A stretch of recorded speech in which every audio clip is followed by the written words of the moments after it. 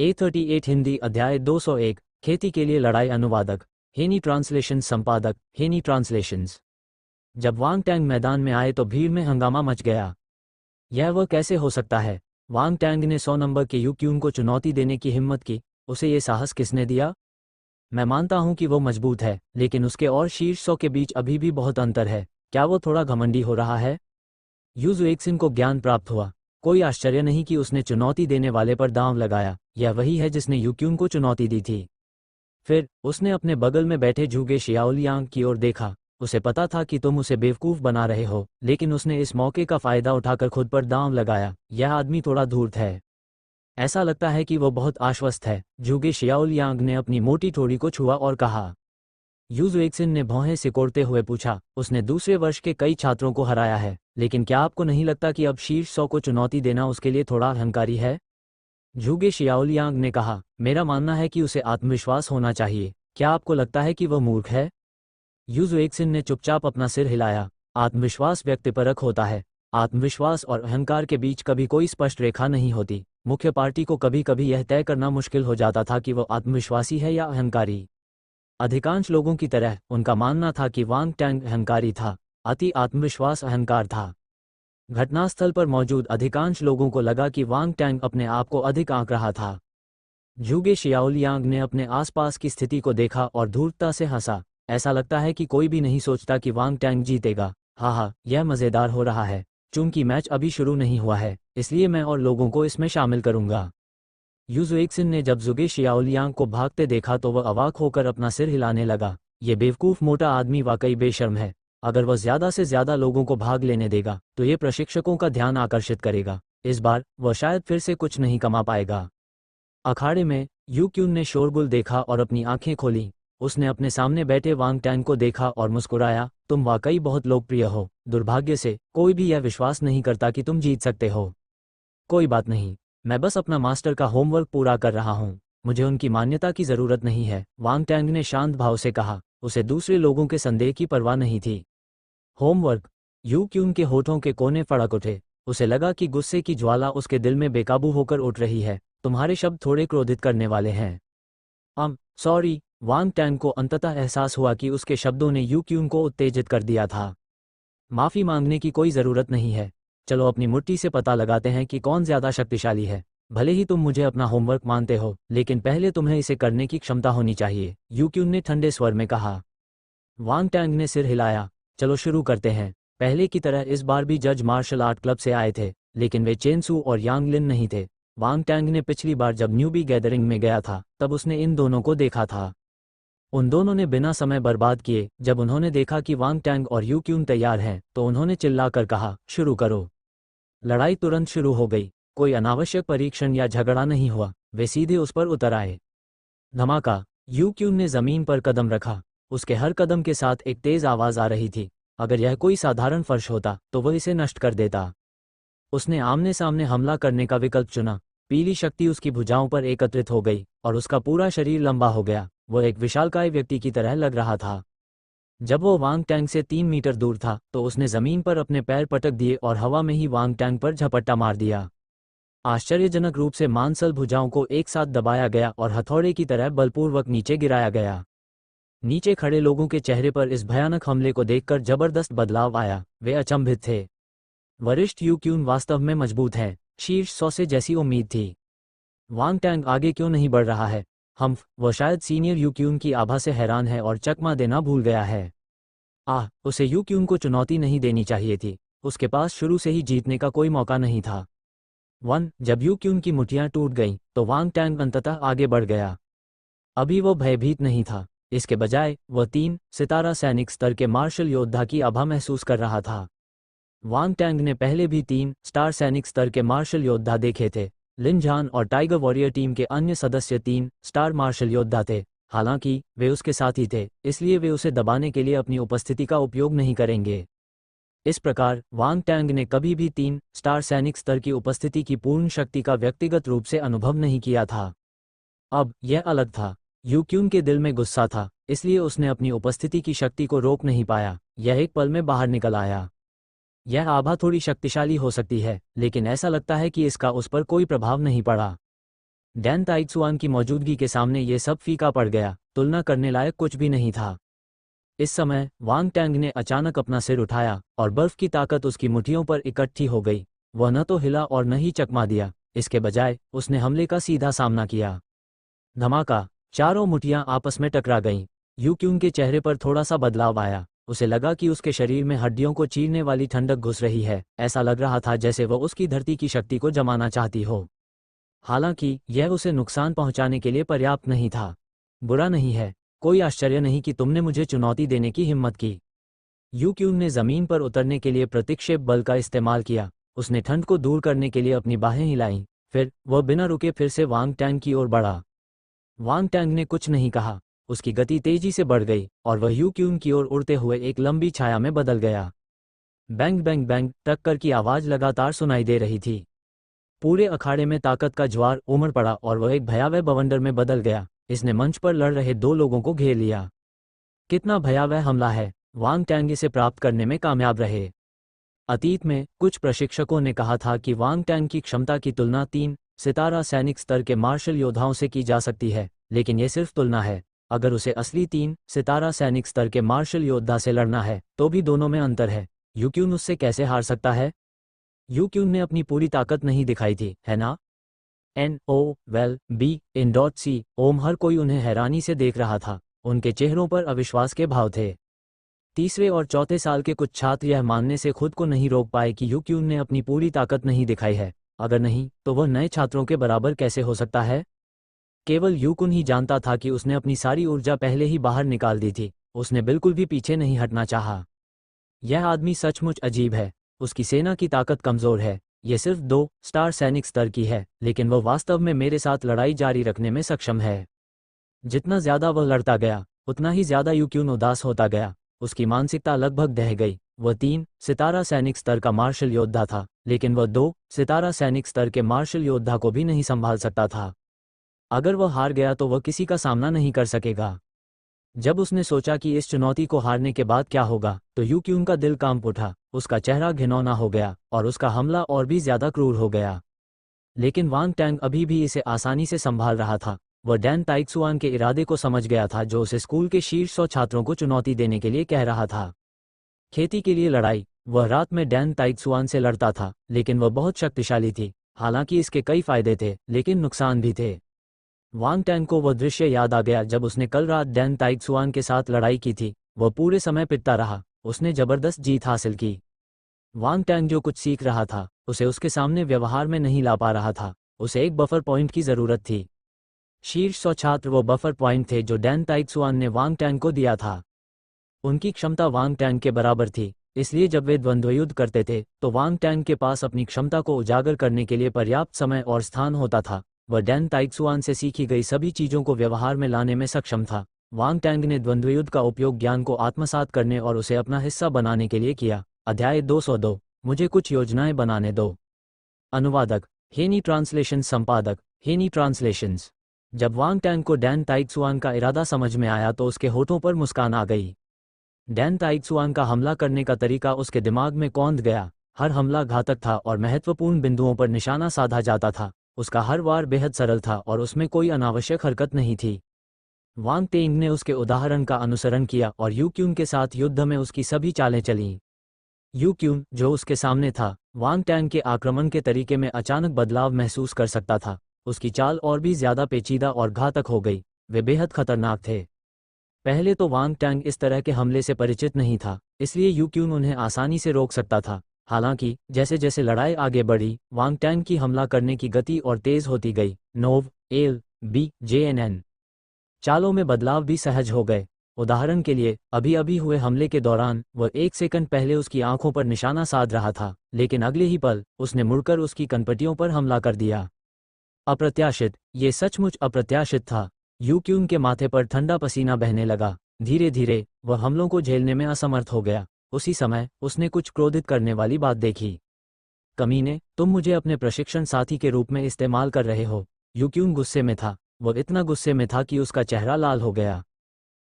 मुझे पता चल गया। वांग टैंग दंग रह गया। उसे अपने दिल में थोड़ा दोषी महसूस हुआ। यू क्यूंग ने उसे घूर कर देखा। उसकी सेना ने उग्रता से उछाला और उसकी मुट्ठी पर शेर का सिर जमा दिया। एक तूफान आया और एक शेर की गुस्से भरी दहाड़ को धीरे धीरे सुना जा सकता था। उग्र शेर हिंसक मुट्ठी, वांग टैंग की निगाहें जम गईं। ये यू क्यून की प्रसिद्ध युद्ध तकनीक थी। ये दृश्य देखकर नीचे खड़े लोग भी आश्चर्य से चिल्लाने लगे। ये यहाँ है, ये यहाँ है, यू क्यून का उग्र शेर हिंसक मुट्ठी यहाँ है। पब फ्यूचर द्वारा विज्ञापन, अंधकार स्तर उच्च श्रेणी की युद्ध तकनीक, उग्र शेर हिंसक मुट्ठी। इस बार वांग टैंग निश्चित रूप से हारने वाला है। वांग टैंग के दिमाग में उग्र शेर की हिंसक मुट्ठी का प्रासंगिक परिचय आया। इस युद्ध तकनीक में व्यक्ति की भावना को बल को उसकी सबसे बड़ी क्षमता तक मुक्त करने के लिए मार्गदर्शक के रूप में इस्तेमाल किया जाता है। बल एक स्थान पर एकत्र होगा और शेर के सिर में बदल जाएगा। जब आप क्रोध की स्थिति में हमला करते हैं तो शक्ति आश्चर्यजनक होगी। इस प्रकार आप जितने क्रोधित होंगे, हमला उतना ही अधिक शक्तिशाली होगा। यू क्यून ने उग्र शेर की हिंसक मुट्ठी में महारत हासिल कर ली थी। अपनी मानसिकता और वांग टैंग के कामों के साथ वह सामान्य समय में इतना क्रोधित नहीं होता। हालांकि अपने उग्र शेर की हिंसक मुट्ठी को अंजाम देने के लिए उसने अपनी भावनाओं को बढ़ा चढ़ाकर पेश किया और अपना सबसे शक्तिशाली हमला करना चाहा। वह ये लड़ाई हारना नहीं चाहता था। गर्जन, गुस्से से भरी दहाड़ स्टेडियम में गूंज उठी। यू क्यून ने अपनी मुट्ठी खोली और विशाल शेर का सिर वांग टैंग की ओर उछला। शक्तिशाली तूफान ने वांग टैंग के बाल उड़ा दिए। झंकार, हथियार निकलने की आवाज सुनाई दी। हवा में एक लाल तलवार की चमक फैल गई। यह असाधारण रूप से चमकदार थी। शेर का सिर काट दिया गया। यू क्यून को लगा जैसे उसे बिजली का झटका लगा हो। उसका पूरा शरीर कांप उठा और उसकी छाती फट गई। वहां तलवार का घाव दिखाई दिया और ताज़ा खून बह निकला। उसने धीरे से अपना सिर नीचे कर लिया। उसका गुस्सा गायब हो चुका था। उसकी जगह सिर्फ सदमा रह गया था। वो कुछ सेकंड के लिए चुप रहा। फिर यू क्यून ने उदास होकर कहा, मैं हार गया। वांग टैंग ने उसकी ओर देखा। उसे समझ में नहीं आ रहा था कि क्या कहे। शीर्ष 100 में जगह बनाना वाकई मुश्किल है। मुझे ये सुनिश्चित करने के लिए कड़ी मेहनत करनी पड़ी कि मैं किसी से न हार जाऊं। मुझे आज आपसे हारने की उम्मीद नहीं थी, यू क्यून ने कड़वाहट से कहा। हालांकि मुझे आपसे हारना बुरा नहीं लगा। मैदान में जाने से पहले उसने वांग टैंग की ओर अर्थपूर्ण दृष्टि से देखा। पूरा इलाका खामोश था क्योंकि वे इस तथ्य को स्वीकार करने में असमर्थ थे। वे बोलने की क्षमता खो चुके थे। जब यू क्यून अखाड़े में आया तो हर कोई उसके लिए रास्ता साफ करने से खुद को रोक नहीं सका। वह अपनी छाती से खून को टपकने दे रहा था और आगे बढ़ता जा रहा था। पीछे से देखने पर उसे अकेलापन महसूस हो रहा था। पब फ्यूचर द्वारा विज्ञापन, यू क्यून हार गया। ये है। अब कोई भी अपनी भावनाओं को व्यक्त नहीं कर पा रहा था। वे जुओ ताई और दूसरे वर्ष के छात्रों की हार को अनिच्छा से स्वीकार करने में सक्षम थे। लेकिन अब नंबर 100 यू क्यून भी वांग टैंग से हार गए। उन्हें ये बात पचाना मुश्किल लग रहा था। वांग टैंग ने यू क्यून की पीठ को देखा और मन ही मन सोचा, गुरुजी, जब आपने मुझे उन्हें चुनौती देने के लिए कहा था तो क्या आपने इस बात पर विचार किया था कि अगर मैं उन सभी को हरा दूं तो इससे उन्हें कितनी प्रेरणा मिलेगी? उसने अपना सिर हिलाया और जमीन पर गिरे हुए विशेषता वाले बुलबुलों को देखने लगा। आत्मज्ञान तारांकन 8, पृथ्वी बल तारांकन 20, उग्रशेर हिंसक मुट्ठी 6। उसने उन्हें उठा लिया। तुरंत ही कुछ बुलबुले वांग टैंग के शरीर में विलीन हो गए और उसके ज्ञान में वृद्धि हुई। उसकी पृथ्वी शक्ति भी थोड़ी बढ़ गई। उसी समय एक अंधेरे स्तर की उच्च श्रेणी की युद्ध तकनीक उसके दिमाग में आई, उग्रशेर हिंसक मुट्ठी। ये युद्ध तकनीक काफी दिलचस्प है, वांग टैंग ने मन ही मन सोचा और वह मैदान से बाहर चला गया। अंततः सभी लोग आपस में चर्चा करने लगे, जिससे बहुत बड़ा हंगामा मच गया। वांग टैंग एक राक्षस है। वह शीर्ष 100 में से किसी सीनियर को भी हरा सकता है। क्या वह वास्तव में नया छात्र है? क्या वह छद्म रूप में कोई पुराना छात्र है? हम दोनों नए छात्र हैं। हमारे बीच इतना अंतर क्यों है? अचानक मुझे उनके साथ एक ही बैच में होना थोड़ा दुखद लगता है। वांग टैंग को स्टेडियम से बाहर निकलते ही झूगे शियाओलियांग ने रोक लिया। मोटा आदमी कान से कान तक मुस्कुरा रहा था। उसने वांग टैंग को एक खाली कोने में खींच लिया और कहा, हे, तुम्हारी बदौलत मैंने आज बहुत कुछ कमाया। आओ, मैं तुम्हारे 300 क्रेडिट तुम्हें ट्रांसफर कर देता हूँ। आज रात तुमने कितना कमाया? वांग टैंग ने पूछा। ज्यादा नहीं, मैंने सिर्फ 1200 स्कूल क्रेडिट अर्जित किए हैं, झूगे शियाओलियांग ने गर्व से कहा। वांग टैंग ने कुछ देर तक सोचा। फिर उसने अचानक पूछा, मैं भविष्य में अन्य शीर्ष 100 छात्रों को चुनौती दूंगा। क्या आप सहयोग में रुचि रखते हैं? आप अभी भी चुनौती देने की योजना बना रहे हैं? झूगे शियाओलियांग दंग रह गया। उसने सोचा कि वांग टैंग द्वारा यू क्यून को हराकर शीर्ष 100 में प्रवेश करने के बाद वह रुक जाएगा। हालांकि जब उसने इसके बारे में सोचा तो उसे एहसास हुआ कि वांग टैंग के कुछ और ही इरादे थे। वह सिर्फ शीर्ष 100 में प्रवेश करना नहीं चाहता था। मोटे आदमी ने पूछा, तुम्हें कितना भरोसा है? मैं भविष्य में उन्हें एक एक करके चुनौती दूंगा। मैं आपको पहले ही बता दूंगा कि मैं कितना आश्वस्त हूँ, ताकि समय आने पर आप बाधाओं को बदल सकें। वांग टैंग की आंखें चमक उठीं। झूगे शियाओलियांग ने एक पल सोचा, उसे तुरंत ही वहां व्यापार का अवसर समझ में आ गया, इसलिए उसने सिर हिलाया और कहा, जरूर, तो फिर ये तय हो गया है, लेकिन हम कैसे अलग होंगे? 50-50, वांग टैंग ने कहा। ठीक है, 50-50 ही होगा। झूगे शियाओलियांग को ऐसा लग रहा था जैसे उसे घाटा हो रहा है। उसने गुस्से से अपने दांत पीस लिए और सिर हिला दिया। वांग टैंग ने कहा, कल मैं 99वें नंबर के फैंग मिन को चुनौती दूंगा। आप कितने आश्वस्त हैं? झूगे शियाओलियांग की आंखें चमक उठीं और उसने तुरंत पूछा, 100%, क्या तुम्हें यकीन है? झूगे शियाओलियांग को उस पर विश्वास नहीं हुआ। आज जब मैंने यू क्यून के साथ लड़ाई की तो मैंने अपनी आधी क्षमता का भी उपयोग नहीं किया। वांग टैंग ने उसकी ओर देखा और जवाब दिया, हा, ठीक है, मुझे इसके बारे में कुछ करने दो, मैं वादा करता हूं कि हम दोनों खूब कमाएंगे। झूगे शियाओलियांग खुश था। वे दोनों कुछ देर तक बातें करते रहे और शैतानी मुस्कान देते रहे, फिर वे चले गए। वनजुगे जियाओलियांग को विदाई देने के बाद वांग टैंग डैन ताइत्सुआन के घर आए। तुम यहाँ हो, आज रात तुम्हें कैसा लग रहा है? डैन ताइत्सुआन ने दरवाज़ा खोला और वांग टैंग को प्रशिक्षण कक्ष में ले गया और मुस्कुराते हुए उससे पूछा। ऐसा लग रहा था कि उसे पहले से ही परिणाम पता था। मुझे कुछ भी महसूस नहीं हुआ, हालांकि इससे मुझे मदद मिली, वांग टैंग ने जवाब दिया। बहुत बढ़िया, ऐसा लगता है कि आप मेरा इरादा समझ गए हैं, डैन ताइत्सुआन ने सिर हिलाकर जवाब दिया। वे दोनों प्रशिक्षण कक्ष में पहुंचे और एक दूसरे के सामने खड़े हो गए। डैन ताइत्सुआन ने अपना हाथ उठाया और अपनी उंगलियों को फंसा लिया। देखता हूं आज रात तुम में कितना सुधार आता है। आधे घंटे बाद वांग टैंग फर्श पर लेट गया और जोर जोर से सांस लेने लगा। यू क्यून को हराने के बाद जो आत्मविश्वास उसे मिला था, उस पर बहुत बुरा असर पड़ा। मेरे मूर्ख शिष्य, निराश मत हो, तुमने अभी भी कुछ सुधार किया है, इसे बनाए रखना जारी रखो। डैन ताइत्सुआन उसके बगल में बैठ गया और मुस्कुराते हुए बोला। 203, उपनाम राक्षस अनुवादक, हेनी ट्रांसलेशन संपादक, हेनी ट्रांसलेशंस। स्कूल में शीर्ष 100 में आना एक सम्मान की बात थी, साथ ही वे स्कूल के सबसे शक्तिशाली छात्रों का प्रतिनिधित्व भी करते थे। रैंकिंग को आधिकारिक वेबसाइट पर भी पोस्ट किया गया था, लोग इस पर लगातार नजर रख रहे थे। बहुत से लोग उनसे दुश्मनी की नज़र से देखते थे, वे उनसे रैंकिंग छीनना चाहते थे। यू क्यून सही थे। शीर्ष 100 में अपना स्थान बनाए रखने के लिए उन्हें हर समय बहुत दबाव सहना पड़ा और उन्होंने ढिलाई बरतने की हिम्मत नहीं की। कई लोग 100वें स्थान पर नजर गड़ाए हुए थे और उसे नीचे खींचना चाहते थे। अब जब वह वांग टैंग से हार गया था तो वह हताश और उदास तो था, लेकिन अचानक उसे राहत का एहसास भी हुआ। उसने एक बोझ डाल दिया था, यह उसके लिए बुरी बात नहीं होगी। हालांकि अगले दिन जब लोगों ने स्कूल की आधिकारिक वेबसाइट पर लॉग इन किया और पहली बार रैंकिंग में बदलाव देखा तो भारी हंगामा मच गया। वह कैसे संभव है? कई लोग जब रैंकिंग के अंत में परिचित और अपरिचित नाम को देखते थे तो वे बेकाबू होकर आश्चर्य व्यक्त करते थे। वांग टैंग, क्या वह वही वांग टैंग है? अगले ही पल स्कूल की हॉटलाइन कॉलों से भर गई। स्कूल का स्टाफ नाराज था, वे केवल आधिकारिक वेबसाइट पर ही स्पष्टीकरण पोस्ट कर सकते थे। पहली बात तो ये कि रैंकिंग में कुछ भी गलत नहीं था। दूसरा, रैंकिंग में वांग टैंग नए छात्र थे। जब लोगों ने ये स्पष्टीकरण देखा तो बहुत से लोग चुप हो गए। वे बहुत देर तक चुप रहे, फिर एक जटिल भाव के साथ विलाप करते हुए बोले, वो एक राक्षस है। इस बार वांग टैंग का नाम पूरे स्कूल में फैल गया। कुछ समय पहले ही जब उन्होंने कई द्वितीय वर्ष के छात्रों को हराया था, तब उनका नाम नए और द्वितीय वर्ष के छात्रों के बीच फैल चुका था। तीसरे और चौथे वर्ष के अधिकांश छात्रों ने उन पर ध्यान नहीं दिया। वांग टैंग चाहे कितना भी ताकतवर क्यों न हो, वह सिर्फ एक नया खिलाड़ी था जिसमें ज्यादा क्षमता थी। उसके और उनके बीच अभी भी बहुत बड़ा अंतर था। उसे विकसित होने के लिए समय की आवश्यकता थी, लेकिन अब वांग टैंग एक ही रात में शीर्ष 100 में पहुंच गया और स्कूल में सबसे शक्तिशाली छात्रों के समान स्तर पर खड़ा था। अब कौन उसे नीची नज़र से देखने का साहस कर सकता है? सुबह सुबह जब वांग टैंग स्कूल में टहल रहा था तो उसने देखा कि उसके पास से गुजरने वाले सभी छात्र अजीब भावों से उसकी ओर देख रहे थे। उपलब्धि प्राप्त 200%। दूसरी नज़र दर। वांग टैंग ने अपना चेहरा छुआ और होउ पिंगलियांग और उसके बगल में खड़े उसके दोस्तों से पूछा, क्या मेरे चेहरे पर कुछ है? क्या तुम्हें नहीं पता कि क्या हुआ? होउ पिंगलियांग और उसके दोस्तों ने घृणा से उसकी ओर देखा। भाई टैंग, तुमने सनसनी मचा दी है, सोंग शुहांग ने आश्चर्य से कहा।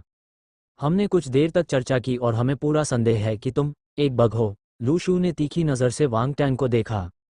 वांग टैंग अवाक रह गया। आपका अनुमान सचमुच सटीक है।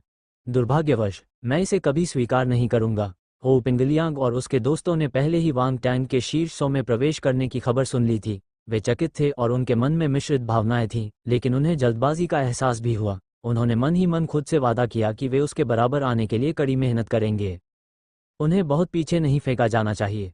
उनमें से कुछ ने मजाक किया और हंसते हुए अपनी कक्षा में चले गए। वांग टैंग को तुरंत घेर लिया गया। हर कोई उसका अभिवादन करने के लिए आया, चाहे उन्होंने पहले कभी बातचीत की हो या नहीं।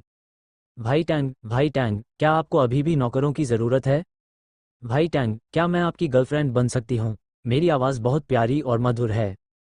एक तरफ हटो, वांग टैंग, मुझे कपड़े धोना और खाना बनाना आता है। मैं तुम्हारा बिस्तर भी गर्म कर सकती हूँ। तुम मुझ पर विचार कर सकते हो। ध्यान रहे, वांग टैंग थोड़ा भावुक हो गया था। उसके पास किसी अनुचर की कमी नहीं थी, लेकिन उसके पास कोई गर्लफ्रेंड नहीं थी। उसमें इसकी बहुत कमी थी। लेकिन उसे कौन सा विकल्प चुनना चाहिए? वह जिसकी आवाज़ प्यारी और मधुर थी वो अच्छी लगी, लेकिन बिस्तर को गर्म करने की क्षमता वाली चौड़ी छाती वाली सुंदरता भी अच्छी लगी। वांग टैंग दुविधा में था। हालांकि उसका दिल खुशी से भरा था। इस समय वह वास्तव में एक गाना गाना चाहता था। मैं बहुत उत्साहित महसूस कर रहा हूँ। मुझे लगता है जैसे मेरा जीवन अपने चरम पर पहुँच गया है। मैं बहुत उत्साहित महसूस कर रहा हूँ। मुझे लगता है जैसे मेरा जीवन अपने चरम पर पहुँच गया है। अंगूठी, जैसे ही वह अपनी कल्पना को मुक्त कर रहा था और अपने सुंदर भविष्य के बारे में सोच रहा था, घंटी बजी। महिलाएं अनिच्छा से चली गईं। वांग टैंग पूरी तरह से दंग रह गया। अरे चले मत जाना, मैंने अभी तक तुम्हें जवाब नहीं दिया है। क्या आप सिद्धांतों वाले व्यक्ति हो सकते हैं? आपने जो शुरू किया है उसे खत्म करना ही होगा। प्रशिक्षक यहाँ था। उसने वांग टैंग की ओर देखा जो अभी भी वहीं खड़ा था और कहा, वांग टैंग, बैठ जाओ। ठीक है गुरुजी। वांग टैंग आज्ञाकारी ढंग से बैठ गया और बुद्धिमानी से पाठ सुनने लगा। उसने पूरी गंभीरता से पाठ सुना। एड्स बाय पब फ्यूचर अधिकांशतः चीजें उस तरह नहीं होती जैसा आप सोचते हैं। चिंतित होने की कोई आवश्यकता नहीं थी। नवंबर LBJNN।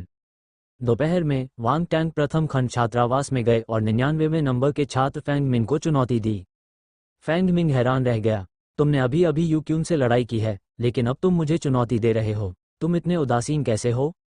मेरे पास कोई विकल्प नहीं है। मेरे मालिक ने मुझे कुछ होमवर्क दिया है। मेरे मालिक चाहते हैं कि मैं हर दिन आप में से किसी एक से लड़ूं, वांग टैंग ने शर्म से कहा। उसी समय उसने अपने दिल में खुद के बारे में शिकायत की, तुम जवान होने का नाटक क्यों कर रहे हो, घिनौना। मैं समझ गया। फैंग मिंग ने सिर हिलाया। लगता है कि तुम्हारे मालिक को तुमसे बहुत उम्मीदें हैं। मैं भी तुम्हारी राक्षसी क्षमता देखना चाहता हूँ। भयानक। वांग टैंग के होठों के कोने फड़क उठे। उसने कहा, ठीक है, शाम 7 बजे मार्शल आर्ट के मैदान में मिलते हैं।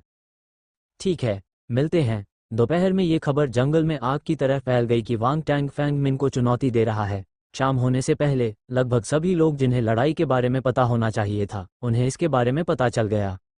ऐसा लगा जैसे कोई तूफान आने वाला है। इसमें कोई संदेह नहीं था कि कोई तो ये खबर फैला रहा था। जैसा कि अपेक्षित था, अपने पाठ के बाद वांग टैंग को फैटी झूगे का फोन आया। उसने दूसरी तरफ से जोरदार ठहाके सुने। हा, तुम्हें क्या लगता है, क्या ये दृश्य तुम्हारे लिए काफी बड़ा है? अगर तुम्हें लगता है कि यह पर्याप्त नहीं है तो मैं आग में और घी डाल सकता हूँ। वांग टैंग अवाक रह गया। उसने पूछा, अब कितने लोग हैं? हे 80 से ज्यादा। वे सभी पुराने ग्राहक हैं। ये सुरक्षित है। फैटी झूगे ने अपनी आवाज कम की और गर्व से कहा। वैसे अगर तुम शिक्षकों द्वारा पकड़े गए तो क्या होगा? वांग टैंग ने उत्सुकता से पूछा। और क्या हो सकता है? स्कूल क्रेडिट जब्त हो जाएगा और मुझे सजा मिलेगी, फैटी झूगे ने मुंह बनाते हुए जवाब दिया। तो सावधान रहो। पता करो कि कब रुकना है। पानी में मत जाओ। वांग टैंग उसे याद दिलाने से खुद को रोक नहीं सका। मुझे पता है। मुझे इस मामले में बहुत अनुभव है। आपको बस आज रात की लड़ाई पर ध्यान केंद्रित करने की जरूरत है। एक बार जब आप जीत जाते हैं तो हम अमीर हो जाएंगे, फैटी झूगे ने कहा। वांग टैंग ने फोन रख दिया और बेकाबू होकर अपना सिर हिलाया। इस मोटे आदमी के बहुत सारे कनेक्शन थे। वो कोई साधारण व्यक्ति नहीं था। लेकिन ये भी अच्छा था। उसके आसपास होने से वांग टैंग को व्यक्तिगत रूप से कार्य करने की आवश्यकता नहीं थी। वह पूरा ऑपरेशन मोटे आदमी को सौंप सकता था। उसे बस इंतजार करना था और पैसे लेने थे। पलक झपकते ही शाम के लगभग 7 बज गए। वांग टैंग, हो पिंगलियांग और उनके दोस्त स्टेडियम में आए। जब उन्होंने अंदर का हंगामा देखा तो वे चौंक गए। कितने लोग! दूर से देखने पर पूरा स्टेडियम लोगों से भरा हुआ था। इंसानों के अलावा वहां और कुछ नहीं था। जैसे ही वांग टैंग अखाड़े में आए, जज के आदेश पर उन दोनों में लड़ाई शुरू हो गई। आधे घंटे बाद वांग टैंग जीत गया। हर कोई हैरान रह गया। धन्यवाद, तुम बहुत मजबूत हो। कोई आश्चर्य नहीं कि यूक्यून तुमसे हार गई। फैंग मिंग स्वाभाविक रूप से मुस्कुराया और जाने के लिए मुड़ गया। अगले कुछ दिनों तक वांग टैंग शीर्ष 100 छात्रों को चुनौती देता रहा। वह प्रतिदिन एक को चुनौती देता और सभी में जीत हासिल करता। उसकी रैंकिंग बढ़ती रही। दरअसल उसे रैंकिंग की परवाह नहीं थी। उसे सबसे ज्यादा खुशी इस बात से थी कि उसकी योग्यता तेजी से बढ़ रही थी। बेशक स्कूल क्रेडिट भी लगातार आ रहे थे। झगड़ों के कारण उन्होंने और फैटी जूगे ने बहुत पैसा कमाया। इसी समय वांग टैंग ने अंततः एक राक्षस के रूप में अपनी स्थिति की पुष्टि की। एक नए छात्र के रूप में उन्होंने कई शीर्ष 100 छात्रों को हराया था और अपराजित रहे थे। अगर वह एक राक्षस नहीं था तो वह क्या था? सब लोग पहले से ही स्तब्ध थे। वे धीरे धीरे वांग टैंग की अविश्वसनीय क्षमता को स्वीकार करने लगे थे। कई लोगों को तो ये भी आश्चर्य हुआ कि वांग टैंग कितना आगे जा सकता है, शीर्ष 50 या शीर्ष 30? कोई भी निश्चित रूप से नहीं जानता था। आखिरकार वह जितना आगे बढ़ता गया, योग्यता में उतना ही अंतर बढ़ता गया। हर 10 रैंक एक बाधा थी। इसे पार करना आसान काम नहीं था। लेकिन इससे सभी को खुशी से चर्चा करने से नहीं रोका जा सका। हालांकि वांग टैंग को इसकी परवाह नहीं थी। उसका जीवन हर दिन बेहद संतोषजनक था। वह सबक लेने जाता था, गुण सीखता था, अपने वरिष्ठों को चुनौती देता था, अभ्यास करता था। वह सब कुछ करता था। उसकी युद्ध शक्ति दिन ब दिन बढ़ती जा रही थी। बहुत जल्द ही सितंबर का अंत आ गया। स्कूल में राष्ट्रीय दिवस की छुट्टी का स्वागत किया गया।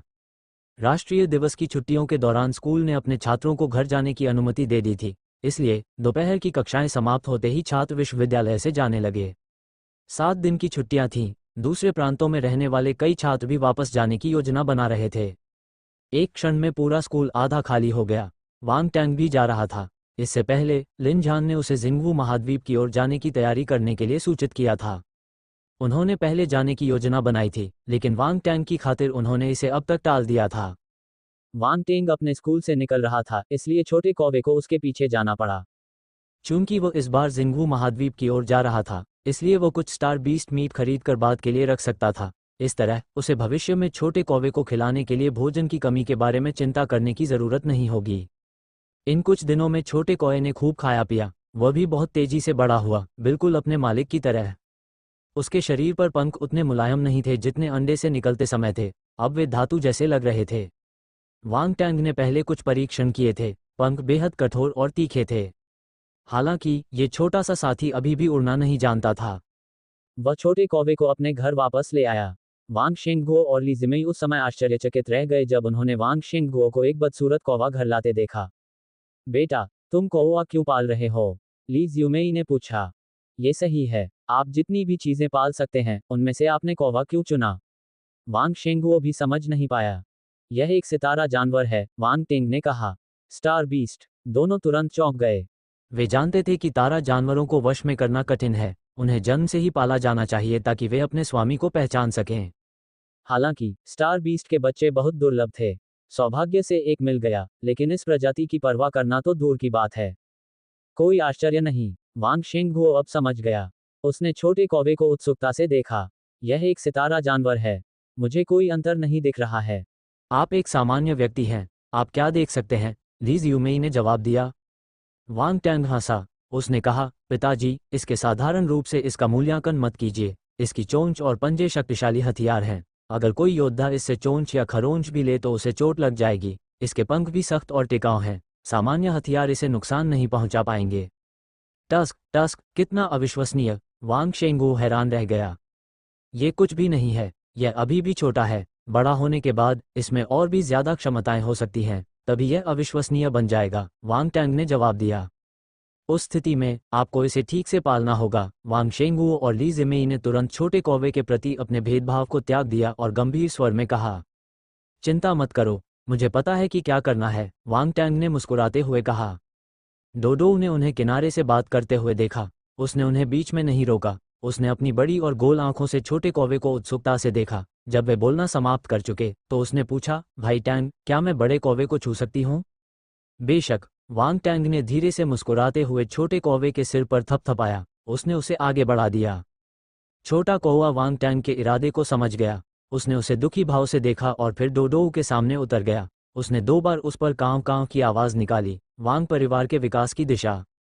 अनुवादक, हेनी ट्रांसलेशन संपादक, हेनी ट्रांसलेशंस। वांग टेंग घर आया तो ली जिमेई ने फिर से व्यंजन पकाए।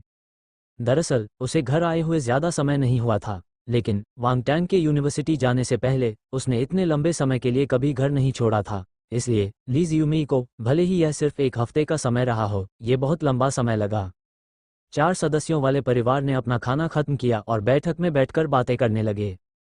डोडो ने अपना पसंदीदा कार्टून भी नहीं देखा था, वह छोटे कौवे के साथ खुशी से खेल रही थी। कुछ दिन पहले डोडो के रिश्तेदार आए थे। ली जिमेई ने अचानक यह विषय उठाया। ओह, वांग टेंग ने उत्सुकता से पूछा, उन्होंने क्या कहा? वे डोडो को वापस ले जाना चाहते हैं। ली जिमेई ने बिना कुछ कहे अपना सिर हिलाया क्योंकि उसे कुछ दुखद बात याद आ गई थी। वांग टेंग को पता था कि ऐसा होगा। तुम्हारा क्या विचार है? डोडो उनके साथ वापस नहीं जाना चाहता है और हम भी नहीं चाहते कि यह बच्चा उन बेईमान लोगों के हाथों में पड़ जाए, ली जियुमेई ने जवाब दिया।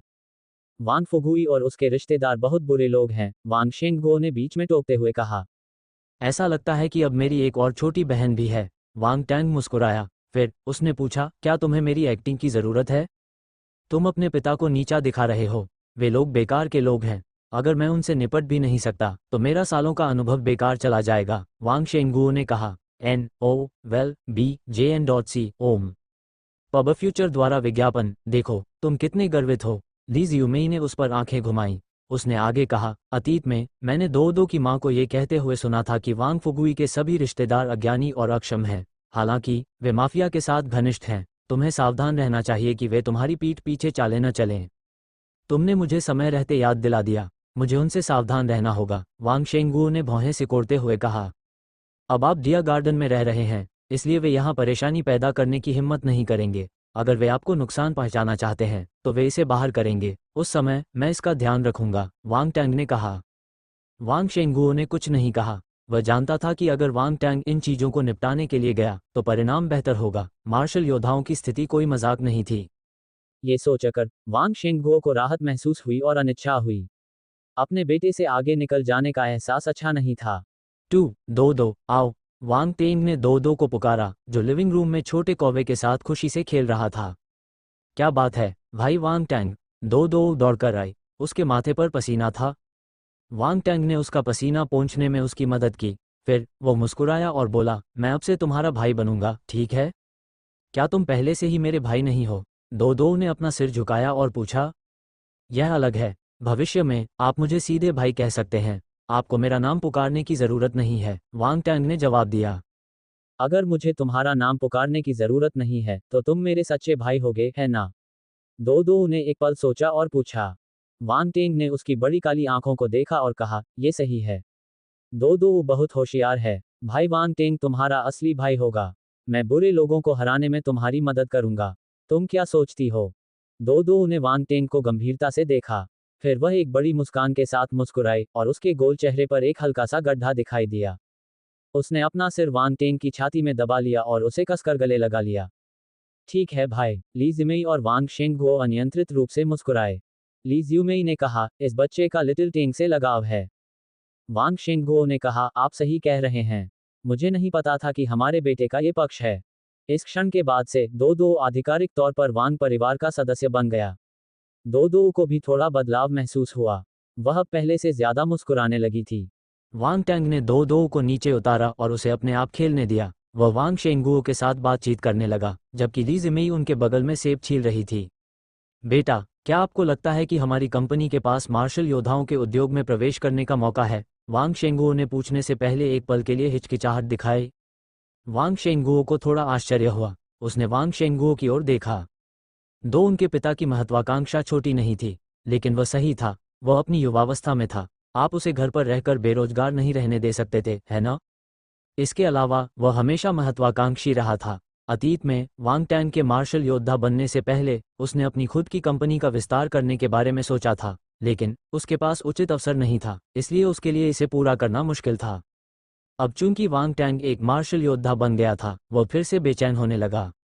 वांग टैंग ने एक पल सोचा और फिर मुस्कुराया, पिताजी, स्वाभाविक रूप से मौके मिलेंगे। सच में? वांग शेंगगुओ की आंखें चमक उठीं। वो तुरंत उत्साहित हो गया। तुम इतने चिंतित क्यों हो? क्या तुम हमारे बेटे को उसकी बात पूरी करने दोगे? ली जियुमेई ने उसकी ओर आंखें घुमाईं और एक छिला हुआ सेब आगे बढ़ा दिया। वांग शेंगगुओ ने ठहाका लगाया। उसे लगा कि सेब उसके लिए है और वह उसे लेना चाहता था, लेकिन ली जिमेई ने बेरहमी से उसका हाथ झटक दिया। हट जाओ, ये हमारे बेटे के लिए है, तुम्हारे लिए कोई नहीं है। वन पब फ्यूचर द्वारा विज्ञापन। वांग टैंग जोर से हंस पड़ा। उसने सेब लिया और वांग शेंगुओ की कटु निगाहों के सामने उसे खा लिया। इस मार्शल योद्धाओं के युग में बल के पोषण के कारण पृथ्वी पर विभिन्न फलों में भी परिवर्तन होने लगे थे। कुछ अधिक मोटे और मीठे हो गए, जबकि अन्य अब खाए नहीं जा सकते थे। सौभाग्य से सेब अभी भी खाने योग्य थे और वे पहले से ज्यादा स्वादिष्ट थे। अगर यह किस्म उसके पिछले जन्म में मौजूद होती तो दूसरे किस्म के सेबों का कोई बाजार ही नहीं होता। बेटा, अभी तुम किस मौके की बात कर रहे थे? वांग शेंगुओ अपनी जिज्ञासा को नियंत्रित नहीं कर सका। डैन दवा, हथियार और यहाँ तक कि रून आइटम, वांग टैंग ने कुछ भी नहीं छिपाया। देश में आम व्यापारियों को इन वस्तुओं को बेचने की अनुमति नहीं थी। हालांकि वांग टैंग ने डैन ताइक्सुआन को अपना गुरु माना। ये पृष्ठभूमि निश्चित रूप से पर्याप्त थी।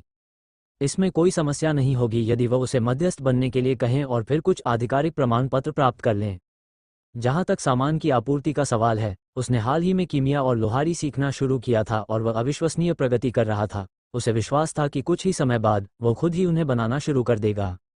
वो उच्च श्रेणी के डैन और हथियार तो नहीं बना सकता था, लेकिन पहले निम्न श्रेणी की वस्तुएं बनाना शुरू कर सकता था और फिर धीरे धीरे विस्तार कर सकता था। फिर वे अपना व्यवसाय बढ़ा सकते थे।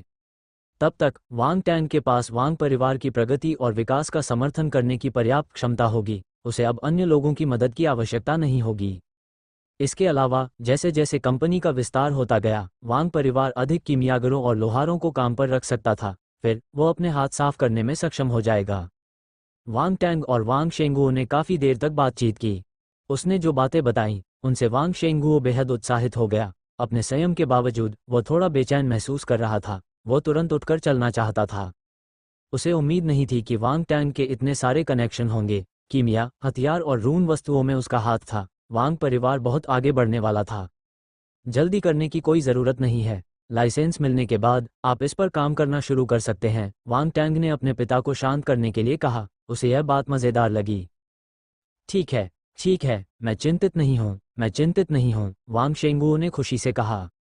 इसके अलावा मुझे लगता है कि हमें इसे एक बार में ही करना चाहिए। डैन और हथियार बहुत सारा पैसा कमा सकते हैं। अगर हम दोनों एक साथ करते हैं तो दूसरों के लिए ईर्ष्या करना बहुत आसान है। पूरे देश में केक का टुकड़ा केवल इतना ही बड़ा है। हालांकि बहुत से लोग केक पर नज़र गड़ाए हुए हैं। वे असली दिग्गज हैं। अगर हम उनका ध्यान आकर्षित करते हैं तो मुझे डर है कि हम हमेशा के लिए बर्बाद हो जाएंगे।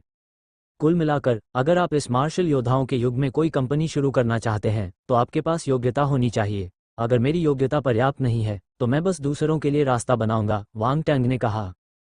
वांग शेंगुओ की पीठ पसीने से लथपथ हो गई जब उसने वांग टैंग की बात सुनी। वह शांत हुआ और कड़वी मुस्कान के साथ बोला, तुम सही हो, मैं तुमसे बड़ा हूँ, लेकिन मैं उतना विचारशील नहीं हूँ जितना तुम हो। बेशक, मैं उस समय की बात कर रहा हूँ जब हम बड़े हो जाएंगे। शुरू में वे दिग्गज हमारी जैसी छोटी कंपनी पर ध्यान नहीं देंगे, वांग टैंग ने मुस्कुराते हुए उसे सांत्वना दी। गंभीरता से वांग शेंगुओ को तुरंत लगा कि उसके साथ धोखा हुआ है। ये बंदा खेल को बहुत अच्छे से खेलना जानता है। एक वांग शेंगुओ ने कभी नहीं सोचा था कि एक दिन वह अपने बेटे से धोखा खा जाएगा। एक पल के लिए उसकी अभिव्यक्ति आकर्षक थी। छोटे बच्चे, तुम्हें इस बात का डर है कि मैं ब्याज में अंधा हो जाऊंगा? हालांकि वह जानता था कि वांग टैंग के इरादे अच्छे थे, फिर भी भावना अच्छी नहीं थी। कंपनी के विकास के लिए इसे भूल जाओ, मैं इसे सहन कर लूंगा। वांग शेंगुओ ने असहाय भाव से अपना सिर हिलाया। वह काफी देर तक वांग टैंग के साथ चर्चा करता रहा। रात 8 बजे ली जिमेई दो दो को स्नान कराने के लिए ले आया। दो दो ने छोटे कौवे को वांग टेंग को सौंपते हुए पूछा, भाई, क्या इस बड़े कौवे का कोई नाम है? बड़ा कौवा, वांग टैंग हंसा। उसने कहा, ये तो बस एक छोटा कौवा है। इसका जन्म कुछ समय पहले ही हुआ है। मैंने अभी तक इसका नाम नहीं रखा है। यह अभी अभी पैदा हुआ है। फिर यह इतना बड़ा क्यों है? दो दो ने छोटे कौवे का आकार दिखाने के लिए अपने हाथ हिलाए और उत्सुकता से पूछा। क्योंकि इसके माता पिता हवाई जहाज जितने बड़े हैं, इसलिए ये जन्म के समय ही बहुत बड़ा है, वांग टेंग ने समझाया। जब उसने देखा कि डोडो अभी भी पूछना चाहता है तो उसने जल्दी से कहा, डोडो, क्या तुम इसे कोई नाम देना चाहते हो? ठीक है, ठीक है। डोडो बहुत खुश था। उसने अपने नन्हे हाथों से ताली बजाई और एक पल सोचने के बाद कहा, चलो इसे लिटिल वाइट कहते हैं। तुम क्या सोचते हो? पब फ्यूचर द्वारा विज्ञापन, छोटा छोटा सफेद। वांग टैंग अचंभित रह गया। क्या आप इस काले कौवे का नाम लिटिल वाइट रखेंगे? यह सही है। यह बहुत काला है। मैं इसे छोटा सफेद कहता हूं क्योंकि मुझे उम्मीद है कि यह और भी सफेद हो सकता है, डोडो ने गंभीरता से कहा। उफ, ये कारण तो बहुत अच्छा था। वांग टैंग खुद को दो दो को अंगूठा दिखाने से रोक नहीं सका, तो चलो इसे लिटिल वाइट कहते हैं। छोटा कौवा कांव कांव कर रहा था। ऐसा लग रहा था कि वह अपनी नाराजगी दिखा रहा है। हालांकि दो दो और वांग टैंग ने कभी उसकी राय पूछने के बारे में नहीं सोचा था। अस्वीकृति अमान्य। तो फिर ये तय हो गया। दो दो खुशी खुशी नहाने के लिए ली जिमेई के पीछे पीछे सीढ़ियों पर चला गया। लिटिल वाइट अच्छा नाम है। वांग टैंग ने अपनी ठोड़ी को छुआ और कुछ देर तक सोचा। उसे ईमानदारी से लगा कि यह बुरा नहीं है। अर्थ तो अच्छा था।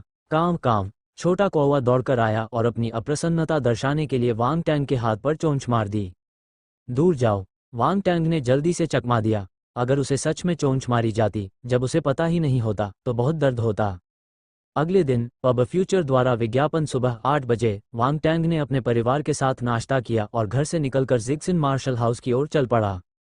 आज वह जिंगवू महाद्वीप की ओर जाने के लिए लिन झान और उनकी टीम के सदस्यों से मिलेंगे।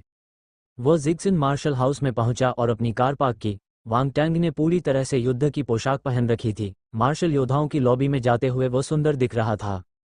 वो लॉबी में दाखिल हुआ और अपने आसपास का नज़ारा देखा। उसने तुरंत लिन झान और उसके साथियों को देखा। लेकिन वांग टैंग ने दो लोगों को लिन झान और उसके साथियों के साथ बात करते देखा।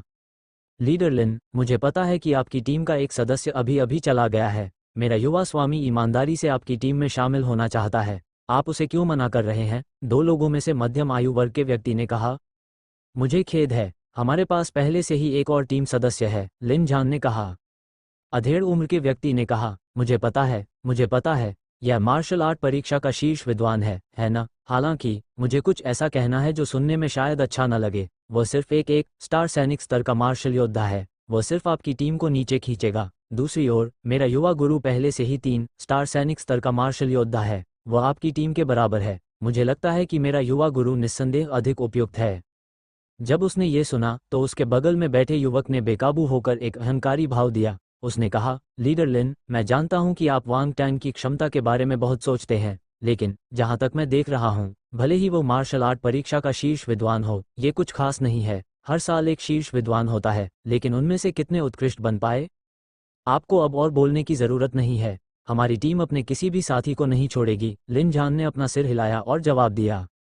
डुआन जिनजी को बहुत शर्मिंदगी महसूस हुई जब उसे लिन झान ने बार बार अस्वीकार कर दिया। उसका जीवन हमेशा सहज रहा था, इसलिए वह असाधारण रूप से क्रोधित था। उसने उन्हें सिर्फ इसलिए टाइगर वॉरियर टीम में शामिल होने के लिए लगातार परेशान किया क्योंकि यह टीम बाकी सभी कम रैंक वाली मार्शल वॉरियर टीमों से अलग थी। साथ ही नेता लिन झान ने अभी अभी अपनी सफलता हासिल की है और 4 स्टार सैनिक स्तर का मार्शल वॉरियर बन गया है। उसे लगा कि वह भविष्य में महान चीजें हासिल करने में सक्षम होगा। पहले तो उन्होंने सोचा कि उनकी पृष्ठभूमि और योग्यता के आधार पर टाइगर वॉरियर्स टीम में शामिल होना उनके लिए आसान काम होगा। लेकिन उसने यह उम्मीद नहीं की थी कि वे वांग टैंग को इतनी मजबूती से पकड़ लेंगे और इतने सारे लोगों के सामने उसे अस्वीकार कर देंगे। लिन झान ने उसे मुश्किल में डाल दिया था। मध्यम आयु वर्ग के व्यक्ति ने नेता लिन को घूरते हुए कहा, नेता लिन, मेरे गुरु जिक्सिन मार्शल हाउस में उच्च अधिकारी हैं। मुझे नहीं लगता कि वांग टैंग के लिए मेरे युवा गुरु को अस्वीकार करना एक बुद्धिमानी भरा निर्णय है जिसकी कोई पृष्ठभूमि नहीं है। क्या आप वाकई पुनर्विचार नहीं करना चाहते हैं? क्या तुम मुझे धमका रहे हो? लिन झान मुस्कुराया। मैं तुम्हें ईमानदारी से बता दूं, प्रिंसिपल फू ने व्यक्तिगत रूप से वांग टैंग को हमारी टीम में रखा है। अगर तुम्हारी कोई राय है तो तुम सीधे उनसे बात कर सकते हो। मध्यम आयु वर्ग के व्यक्ति के चेहरे के भाव बदल गए। पब फ्यूचर द्वारा विज्ञापन, ऐसी स्थिति में भूल जाओ, चलो चलें। डुआन जिनजी का चेहरा बदसूरत था। वह मुड़ा और चला गया। ठीक इसी समय वांग टैंग ने चलकर लिन झान का अभिवादन किया। नेता लिन, तुम यहाँ हो? लिन झान ने सिर हिलाया। डुआन जिनजी ने नाक भान सिकोड़ी और वांग टैंग को ठंडी नजर से देखा। वह रुका नहीं और चलता रहा। वह कौन है? वांग टैंग ने उत्सुकता से पूछा। उसने उनकी बातचीत के कुछ हिस्से सुने थे, लेकिन वह सब कुछ नहीं सुन पाया था। वह दूसरी पीढ़ी का मार्शल आर्टिस्ट है। वह चाहता है कि हम तुम्हें टीम से बाहर कर दे ताकि वह टीम में आ सके, लियू यान ने हंसते हुए कहा। वांग टैंग ने भौहें सिकोड़ते हुए कहा, ऐसा लगता है कि उसकी पृष्ठभूमि बहुत शक्तिशाली है। उसका कुछ बैकग्राउंड तो है, लेकिन ये डोंगहाई है। यहाँ प्रिंसिपल फू का फैसला अंतिम है। उनका परिवार इस मामले में हस्तक्षेप करने में सक्षम नहीं है, लिन झान ने बेपरवाही से कहा। मुझे बस यही डर है कि वह हार नहीं मानेगा, यान जिनमिंग ने अचानक कहा। हम भविष्य में और अधिक सावधान रहेंगे, लियू यान ने कहा। यह आदमी अच्छा इंसान नहीं लगता। क्या आप उसे टीम में शामिल करने में सहज महसूस करेंगे? बिल्कुल नहीं। अगर नहीं तो मैं नेता को मना लेता कि वे उसे अंदर आने दें। यान जिनमिंग ने कंधे उचकाकर जवाब दिया। भूल जाओ, चलो अब उसके बारे में बात नहीं करते, जब सब यहाँ हैं तो चलो। लिन जान पहले लॉबी से बाहर चला गया। वे अपनी कार लेने के लिए कार पार्क की ओर चले गए। फिर वे सीधे उस निषिद्ध सैन्य मैदान की ओर बढ़ गए जहां आयामी दरार थी। जब वे कार में बैठे तो वांग टेंग ने अपना बैग खोला और छोटे कौवे को ताज़ी हवा में सांस लेने दिया। इस बार उसने छोटे कौवे को साथ लाने का फैसला किया था जब वह जिंगबू महाद्वीप पर गया था ताकि उसे प्राथमिक जंगल का अनुभव कराया जा सके। वह तारा जानवरों के लिए स्वर्ग था। एक सितारा जानवर को जंगली होना जरूरी था। वांग टैंग को डर था कि अगर उसने उसे शहर में पाला तो वह बेकार हो जाएगा। लिन जान और टीम के अन्य सदस्य उस छोटे कौवे को देखकर आश्चर्यचकित हो गए। ये एक सितारा जानवर है? यह सही है, वांग टैंग ने सिर हिलाकर जवाब दिया। उसने उनसे सच्चाई नहीं छिपाई। अच्छा हुआ, तुम्हें ये सितारा जानवर का बच्चा कहाँ से मिला? ये भी एक पक्षी है, लिन जान ने ईर्ष्या से कहा। मैं भाग्यशाली था, वांग टेंग ने एक बेबाक जवाब दिया। उसने आगे कुछ नहीं बताया। अगर वह इस छोटे कौवे की उत्पत्ति के बारे में बताना चाहता तो कई बातें उलझ जातीं। लिन जान और अन्य लोगों ने जब उसका जवाब देखा तो उन्होंने जांच करना बंद कर दिया। लेकिन सभी ने अपनी ईर्ष्या व्यक्त की। यदि आप इस चीज को ठीक से पालते हैं तो यह एक बड़ा सहारा होगा।